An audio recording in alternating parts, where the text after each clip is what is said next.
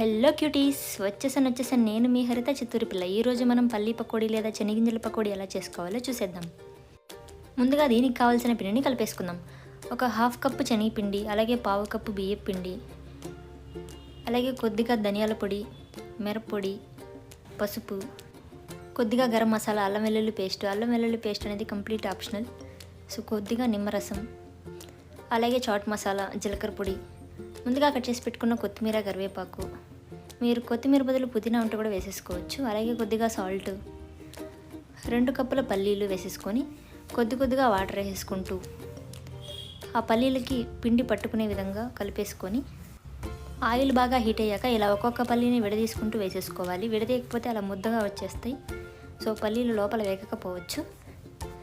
So ఇలా golden రంగులోకి వచ్చే వరకు ఫ్రై చేసుకొని తీసేసుకుంటే మన పల్లీ pakodi ready. If you like the video, please share and subscribe.